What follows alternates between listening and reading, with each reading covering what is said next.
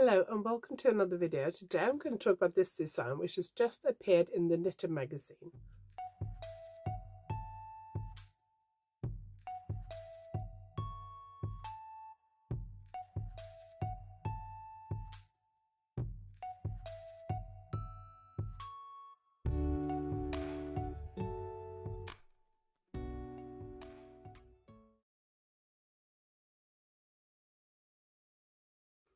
If you are new here, my name is Anniken. I design knitting patterns. I teach knitting workshops online and in person, and I sell yarn through my website YarnAddict.co.uk. If you like this video, please give it a thumbs up, and if you haven't subscribed yet, please consider subscribing. I'll leave all the links to everything I talked about in this video below this video. Just click on where it says more or show more.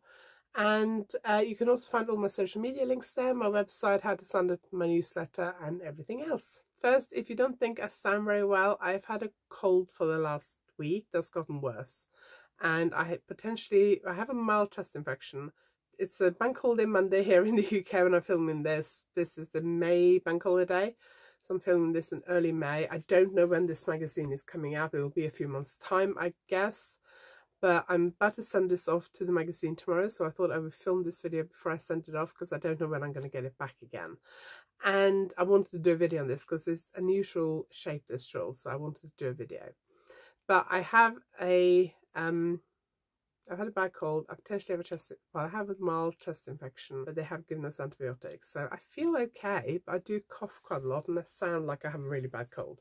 So if I sound funny, that is why. And if there are some funny edits in this video, it's probably because I've had to edit out a coughing fit.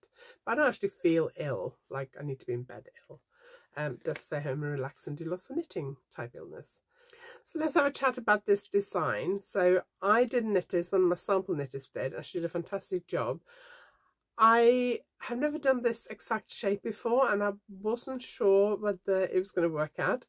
For the submission I knitted a small swatch and I was slightly nervous about how this was going to work out.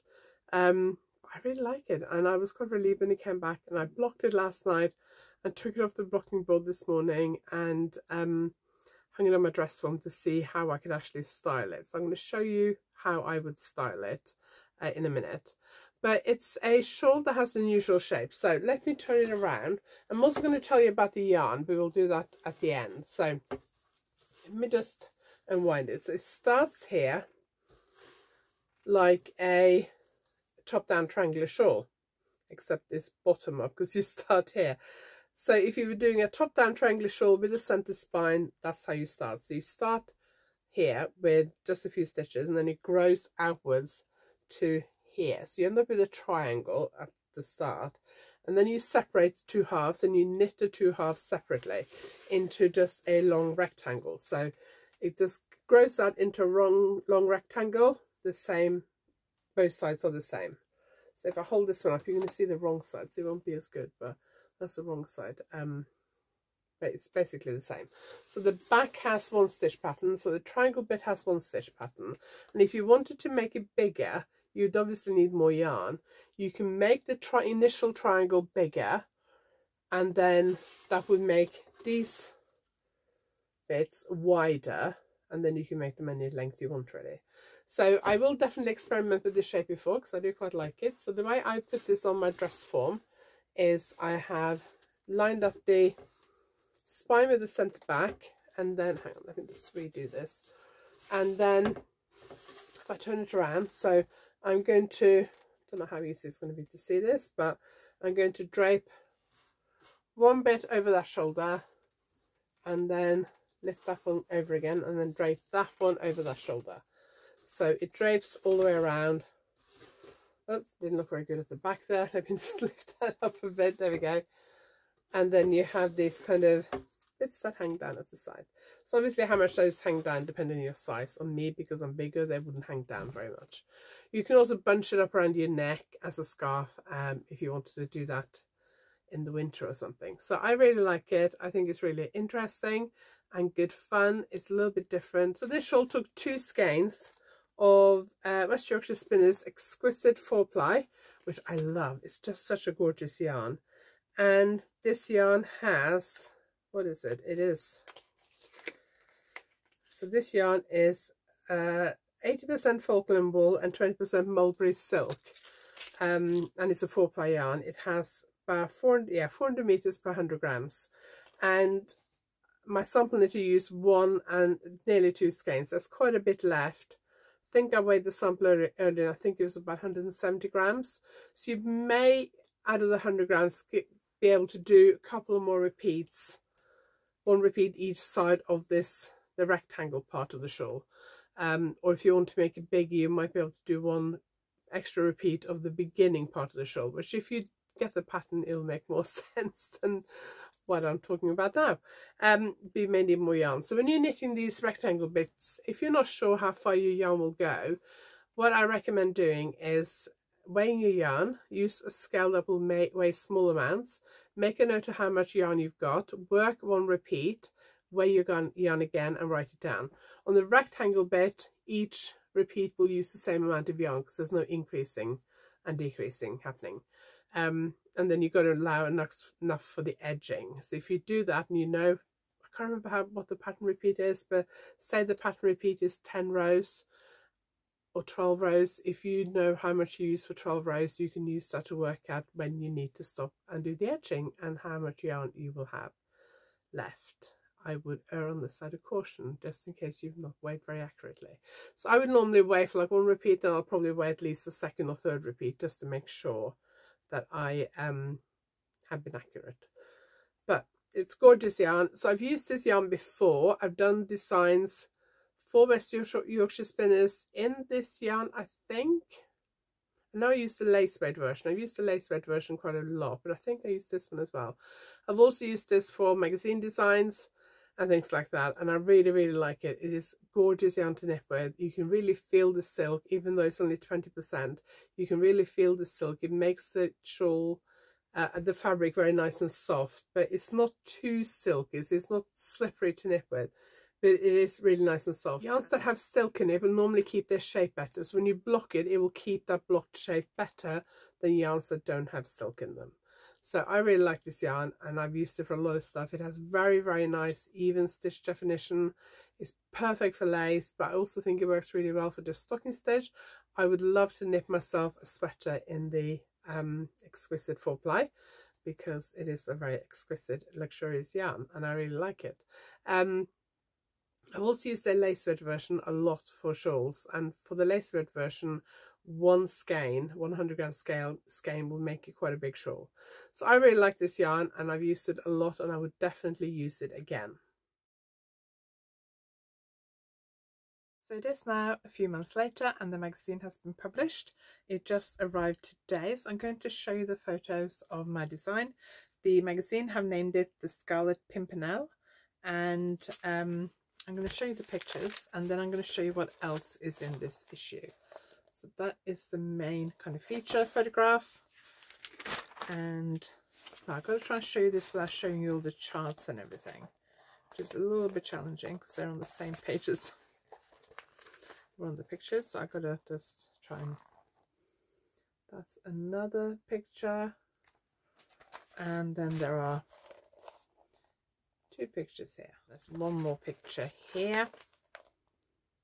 There we go. So that's the pictures of my design. It's the Knitter issue 205. Yes, issue 205. It's in the shops in the UK now. So let me show you some of the other things that are in this issue.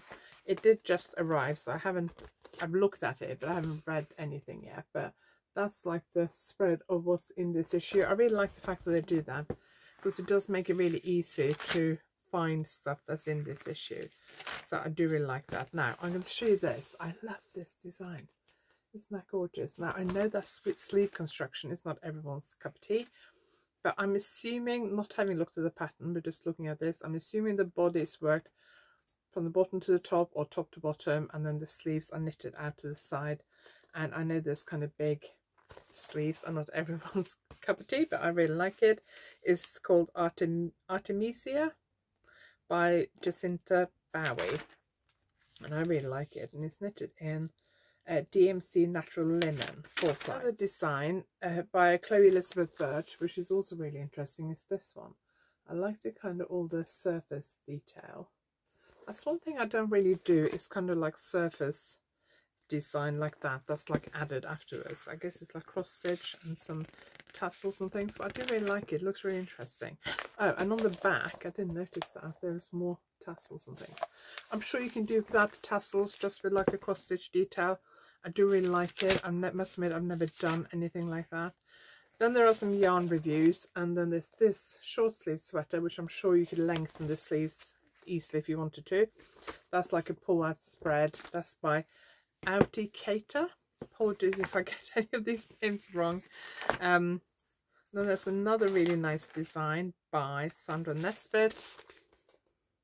Gorgeous little summer top. Then there's an article which I'm going to read this afternoon when I take my break, and it is Dreaming of Italy.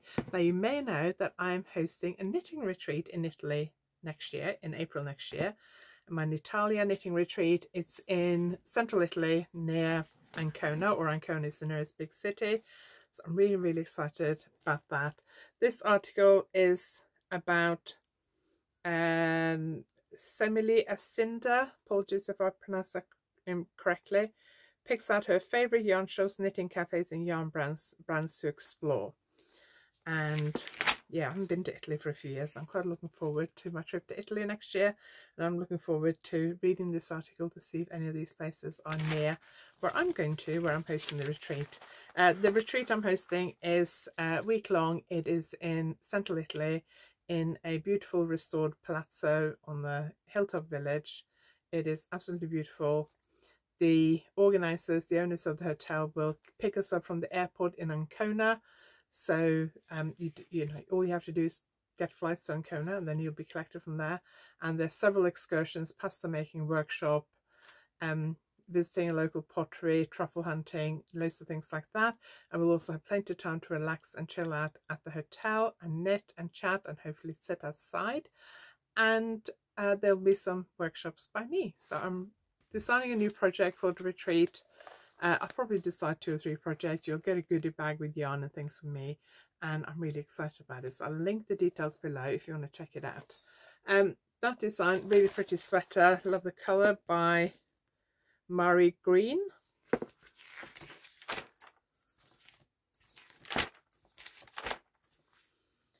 D Gilpin, or Di Gilpin, pretty summer top, which is really nice.